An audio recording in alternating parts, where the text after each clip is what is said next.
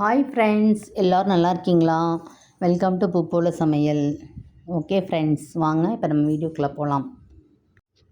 இந்த வீடியோ எப்போ எடுத்தேன்னா செவ்வாய்க்கிழமை நைட்டு அந்த டின்னர் செய்யும் போது தான் இந்த வீடியோ நான் எடுத்தேன்.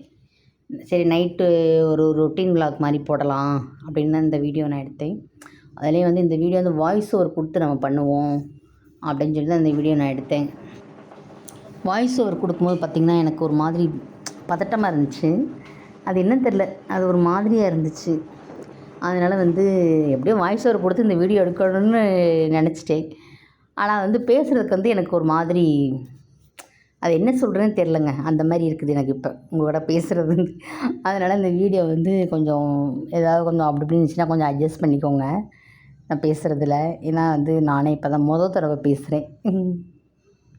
இதுக்கு முன்னாடி ஒரு 1-2 வீடியோ நான் போட்டிருக்கேன் இந்த மாதிரி வாய்ஸ் ஓவர் கொடுத்து. அப்போயும் எனக்கு இதே பதட்டமாக தான் இருந்துச்சு, இப்போயும் எனக்கு இதே பதட்டமாக தான் இருக்குது. சரிங்க, வாங்க இப்போ நம்ம வீடியோக்குள்ளே போகலாம். நைட்டு டின்னருக்கு பார்த்திங்கன்னா உருளைக்கிழங்கு வேக வச்சேங்க. பூரி செய்யலான்னு சொல்லி உருளைக்கிழங்கு மசாலா பண்ணுவோம் அப்படின்னு உருளைக்கிழங்கு கட் பண்ணி 3 உருளைக்கிழங்கு எடுத்தேன். கட் பண்ணி உப்பு போட்டு தண்ணி ஊற்றி அதை வேக வச்சுட்டேன். அப்புறம் இது செய்யும் போதே என் பொண்ணு கேட்டுச்சு, அம்மா நீங்கள் என்ன குருமா வைக்க போகிறீங்க? பட்டாணி உருளைக்கிழங்கு போட்டு தான் நீங்கள் குருமா வைக்க போகிறீங்க அப்படின்னு கேட்டுச்சு. ஏன்டா பாப்பா? இல்லைடா, நான் இந்த கடலை மாவு கரைச்சி ஊற்றி உருளைக்கிழங்கு போடுவோம்லடா, அந்த குருமா தான்டா வைக்க போகிறேன் அப்படின்னு சொல்லி நான் சொன்னேன். நான் உனக்கு வேணால் இன்னொரு நாளைக்கு அம்மா செஞ்சு தரேன் அப்படின்னு சொல்லியிருந்தேன். ஏன்னா எனக்கும் என் பொண்ணுக்கும் பார்த்திங்கன்னா அந்த குருமா தான் பிடிக்கும். சாதத்துக்கெலாம் ஊற்றி சாப்பிடுவோம் பார்த்திங்களா, அந்த கறி மசாலெலாம் போட்டு தேங்காய் அரைச்சி ஊற்றி பண்ணுவோம் பார்த்திங்களா, அந்த குருமா தான் எங்கள் 2 பேருக்கும் பிடிக்கும். ஆனால் இங்கே எங்கள் பையனுக்கும் எங்கள் வீட்டுக்காருக்கும் பார்த்திங்கன்னா இந்த குருமா தான் பிடிக்கும். இப்போ நான் வச்சிட்ருக்கேன் பாருங்கள், இந்த குருமா தான் அவங்களுக்கு பிடிக்கும்.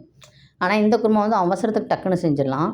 அந்த குருமா பட்டாணி ஊறப்பட்டால் தான் செய்ய முடியும். ஏன்னா பச்சை பட்டாணி இப்போ சீசனும் கிடையாதா, அதனால் உனக்கு இன்னொரு நாளே செஞ்சு தரேன்டா பாப்பான்னு சொல்லிட்டேன். இந்த குருமா எப்படி வச்சேன்னு பார்த்திங்கன்னா, ஃபஸ்ட்டு எண்ணெய் ஊற்றிக்கணும், கடுகு போட்டுக்கணும், கடலைப்பருப்பு போட்டுக்கணும், வெங்காயம், குட்டியாக ஒரு தக்காளி போட்டுட்டு நல்லா அதை வதக்கிட்டு, அதுக்கப்புறமா கடலை மாவு கரைச்சி ஊற்றிக்கணும். கரைச்சி ஊற்றிட்டு ஃபஸ்ட்டு நல்லா கெட்டி இல்லாமல் அதை நல்லா கிண்டி விடணும். அதுக்கப்புறமா தண்ணி ஊற்றி நல்லா ஃபுல்லாக மொத்தமாக அதை கலக்கணும். கலக்கி கொஞ்சம் மஞ்சத்தூள் போட்டுட்டு, காரத்துக்கு பச்சை மிளகா தான் போடணும். பச்சை மிளகா இல்லைன்னா மிளகா வத்தல், 2ல் எது வேணாலும் போட்டுக்கலாம். நான் அன்றைக்கி பச்சை மிளகா நிறையா இருந்துச்சு. சரி, இது எப்படியாவது காலி பண்ணணுமே அப்படின்னு சொல்லி பச்சை மிளகாய் தான் நான் 2 கீறி போட்டேன்.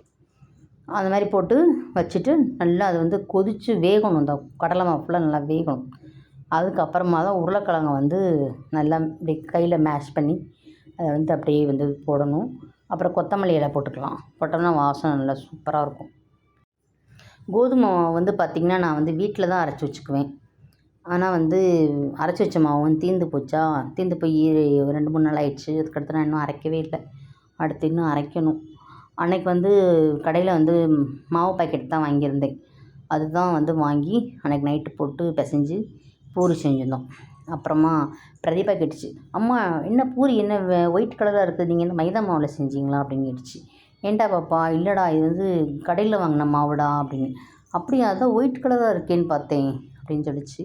ஆனால் பூரி செஞ்சுருந்தோம், சூப்பராக இருந்துச்சுங்க. பூரி டேஸ்ட்டு செம்ம டேஸ்ட்டாக இருந்துச்சு.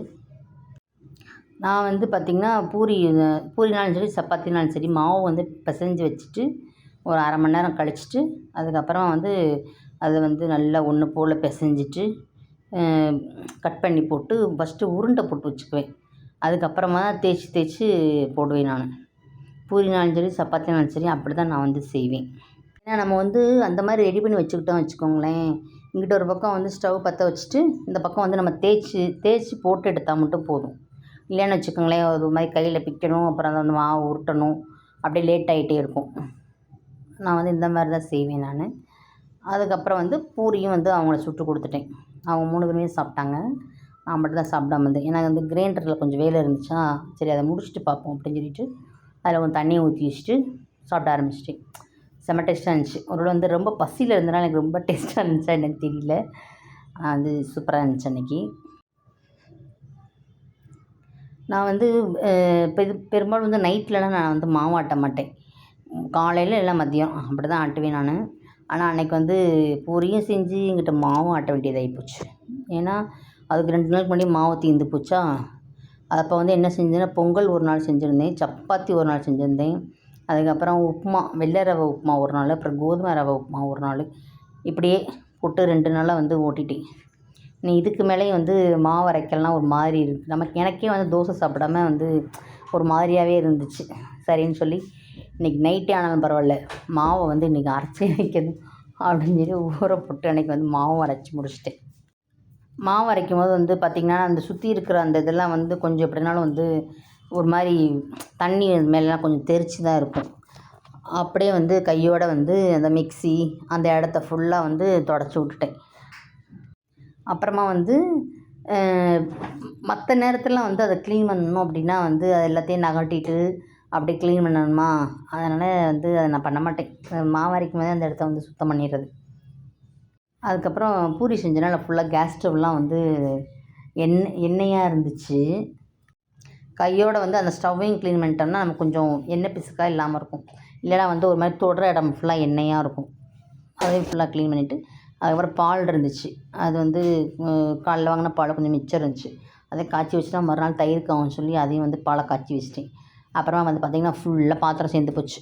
இந்த பக்கம் மாவாட்டினது ஒரு பக்கம், இங்கிட்டு பூரி செய்கிறேன்னு சொல்லி அதில் ஒரு பக்கம் பாத்திரம் ஃபுல்லாக சேர்ந்து போச்சு. அதையும் ஃபுல்லாக நைட்டு ஃபுல்லாக கழுவுனேன். அதுக்கப்புறம் இந்த பிளேட்டு வந்து பார்த்திங்கன்னா சரவணா ஸ்டோரில் தான் வாங்கியிருந்தேன். இது வந்து 2 பிளேட்டு தான் வாங்கியிருந்தோம். சரி எப்படி இருக்குன்னு தெரில, பார்த்துக்கலாம் அப்படின்னு சொல்லிட்டு 2 பிளேட் மட்டும் வாங்கி இப்போ 2 வருஷம் ஆச்சு. ஆனால் வந்து நல்லாயிருக்கு, சூப்பராக இருக்குது இந்த பிளேட்டு. நல்ல ஒரு குவாலிட்டியாக இருக்குது இந்த பிளேட்டு. அடுத்த தடவை போனால் வாங்கணும்னு பார்க்குறோம். ஆனால் எங்கே அதுக்கப்புறம் நாங்கள் போகவே இல்லை, அந்த மாதிரி ஆயிடுச்சு. ஓகே ஃப்ரெண்ட்ஸ், இன்றைக்கான விலாக் என்னன்னு சொல்லி இன்றைக்கி பார்த்துருப்பீங்க. அடுத்தது நம்ம நெக்ஸ்ட்டு வீடியோவில் நம்ம பார்க்கலாம். நம்ம பூப்போல் சமையல் சேனலை சப்ஸ்கிரைப் பண்ணிக்கோங்க. டாட்டா பாய்.